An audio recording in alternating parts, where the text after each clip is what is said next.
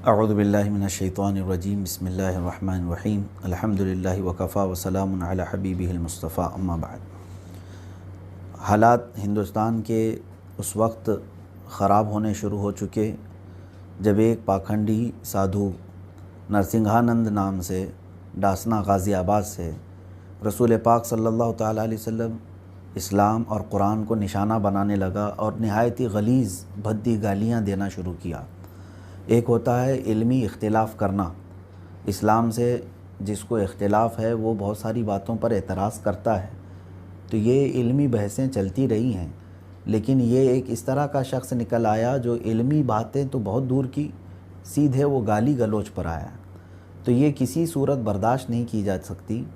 اور سب سے بڑی بات یہ ہے کہ اب تک جو گستاخیاں ہوتی رہیں، سوشل میڈیا پہ بہت ساری پوسٹیں ہیں جو رسول پاک صلی اللہ تعالیٰ علیہ وسلم کے خلاف یہ لوگ گالیاں دیتے ہیں، لیکن چھپ کر کے کرتے ہیں، فیک آئی ڈیز سے کرتے ہیں۔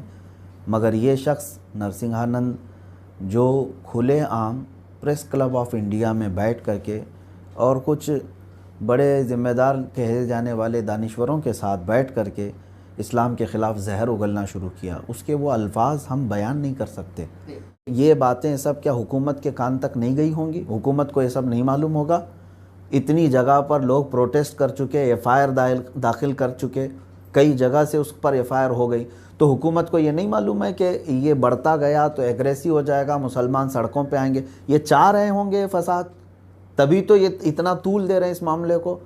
ارے کسی بھی دھرم کے متعلق کوئی کہے تو اس کو گرفتار ہونا چاہیے، ہم کہتے ہیں ضرورت نہیں ہے۔ اگر یہاں پر کسی پرسنل شخص کو کوئی چھیڑتا ہے تو ایف آئی آر ہو جائے تو دوسرے دن پولیس اس کو لے جاتی ہے۔ یہاں 1.5 مہینے سے وہ بھونک رہا ہے، کتے کی طرح بھونکا جا رہا ہے حضور صلی اللہ علیہ وسلم کی شان میں، حکومت اس کو آزاد رکھی ہے، اور جو پروٹیسٹ کر رہا ہے اس کو گرفتار کر رہے ہیں، تو یہ کون سی پالیسی؟ ڈبل پالیسی نظر نہیں آ رہی اس چیز پہ؟ تو حکومت کیوں اس طرح سے اس کو ایک طرفہ چھوڑ کر رکھی ہے؟ مسلمان اگر ایگریسو ہوتے ہیں، سڑکوں پر آتے ہیں، تو اس کی فکر تو ہے آپ کو، لیکن کیوں آ رہے ہیں اس کی فکر کیوں نہیں ہے؟ اسی لیے چیلنج کیا گیا تھا کہ جب کسی شخص کو ہم کھولے سانڈ کی طرح دیکھ رہے ہیں، ایف آئی آر ہو چکی، پروٹیسٹ ہو رہے، اس کو گرفتار نہیں کر رہے ہیں، اور وہ یہ بتاتا چلا جا رہا ہے کہ اسلام کی حقانیت اگر کسی کو معلوم ہو جائے تو اسے شرم آئے گی۔ حضور صلی اللہ تعالیٰ وسلم کے بارے میں کہتا ہے کہ محمد صلی اللہ علیہ وسلم کا چرتر، ان کی سیرت اگر کسی مسلمان کو معلوم ہو جائے تو اس کو مسلمان ہونے پہ شرم آئے گی۔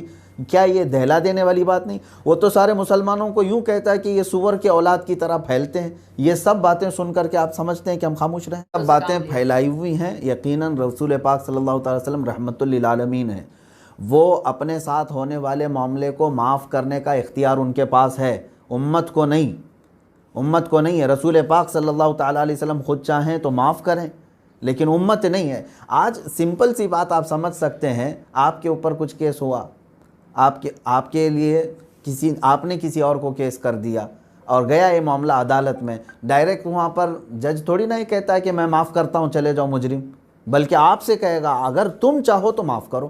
دوسرے کسی کو اختیار نہیں ہے، تمہارا مال لوٹا گیا ہے، تم چاہو تو معاف کرو۔ دوسرا کون ہے؟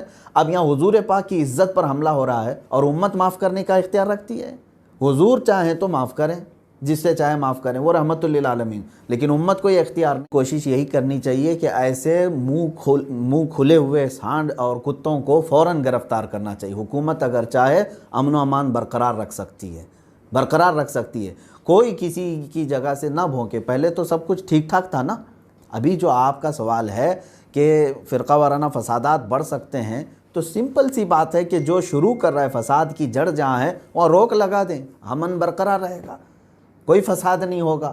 یہ حکومت کوشش کرے تو ہو سکتا ہے، یہ نہیں کہ عوام ہی یہاں پر، بھائی آپ اگر کہتے رہیں وہ گالی پہ گالی دیتا جائے اور ایک قوم کو کہا جائے آپ معاف پہ معاف کرتے چلے جائیں، یہ تو بات نہیں ہوتی ہے۔ سیدنا خالد بن ولید رضی اللہ تعالیٰ عنہ کے سامنے اس طرح کا چیلنج آیا تھا، سخت ترین قسم کا زہر آپ کو دیا گیا تھا اور آپ نے پی لیا، بسم اللہ پڑھا اور پی لیا آپ نے، لیکن آپ کو کچھ اثر نہیں ہوا۔ اس واقعے کے بعد یہ حدیث پاک میں موجود ہے، تفصیل کے ساتھ ملے گا آپ کو حدیثوں کی کتابوں میں، تو زہر کھانا بھی تو خودکشی ہے، اسلام اس کی بھی اجازت نہیں دیتا۔ لیکن وہاں بات آ گئی تھی مذہب حق کو، سامنے والا یہ کہہ رہا تھا کہ اگر تم سچے ہو، حق ہو تو کر کے دکھاؤ، کیونکہ تمہارے نبی نے فرمایا مسلم نوجوان اپنا حق مانگنے جیسے بیدار ہو جائیں۔ بس میں یہ اپیل کروں گا کہ غیرت مر نہ جائے تمہاری اندر کی جو جذبے ہیں وہ سلامت رہے، زندہ رہے۔ ہم جو ہے ہر ظلم کو برداشت کرتے آئے، اب تک دیکھتے آ رہے ہیں ہمارے ساتھ کیا کیا ناانصافیاں ہوئی، ہم نے بہت کم آوازیں اٹھائی اس پر، آپ نے دیکھا ہوگا، لیکن یہ اعلیٰ درجے کی بات ہو گئی کہ ہمارے لیے، دوسروں کا میں نہیں جانتا، ہمارے لیے رسول پاک صلی اللہ تعالیٰ علیہ وسلم کی ذات ہماری جان ایمان ہے، اور جان سے بڑھ کر کے ہے۔ ہم نے برسوں سے، بچپن سے یہی ہمارے ہاں پڑھا بھی اور سنا بھی کہ ہم رسول پاک صلی اللہ تعالیٰ علیہ وسلم کی محبت کے لیے جان دینے کا جذبہ رکھتے ہیں، تبھی ہمارا ایمان کامل ہے۔ یہ ہمارے بالکل بنیاد میں سے ہے۔ میں مسلم نوجوانوں سے یہی کہوں گا، اپنا حق مانگنے جیسا جذبہ برقرار رکھو، باقی دوسری چیزوں میں معاف کرنے کا بھی جذبہ رکھو۔ دوسری چیز یہ ہے کہ ایسا نہیں ہے کہ پورے دیش کے سارے لوگ، ہندو لوگوں نے آپ کو چھیڑا ہے، ہزاروں نہیں لاکھوں کروڑوں ایسے لوگ ہیں جو آج بھی ریسپیکٹ کرتے ہیں اور اس خبیث ملعون کو گالیاں بھی دیتے ہیں، آج بھی ہیں۔ تو میں یہی کہوں گا کہ اپنا حق مانگنے کے وقت مسلمان اس بات کا خیال دیکھیں، جو اس طرح کی ذہنیت رکھنے والے ہیں وہ اس کے ساتھ رہیں گے، یہ بات تو پکی ہے۔ اس طرح کی جو ذہنیت رکھتا ہے وہ، جیسے مسلم دشمنی جس کے دل میں پہلے سے بھری ہوئی ہے، وہ اس کو ہیرو بنا لے گا۔ لیکن میں عام ہندوؤں کی بات نہیں کرتا، عام ہندو وہ سب امن و امان جو چاہتے ہیں وہ اس طرح کی باتیں نہیں کریں۔ میں مسلمان نوجوانوں سے یہ کہوں گا، اپنا حق مانگنے کے وقت اس بات کا خیال ضرور رکھنا چاہیے کہ دوسرے کا حق تلف نہ ہو، کسی عام بے قصور ہندو کو نہ چھیڑا جائے اور نہ اس کے ساتھ کوئی بدتمیزی ہو۔ تمہارا حق مانگنے کا مطالبہ حکومت وقت سے ہے اور اس پاکھنڈی سادھو کے متعلق ہے، تو بس یہی ہمارا مطمع نظر ہونا چاہیے، بس میرا یہی پیغام۔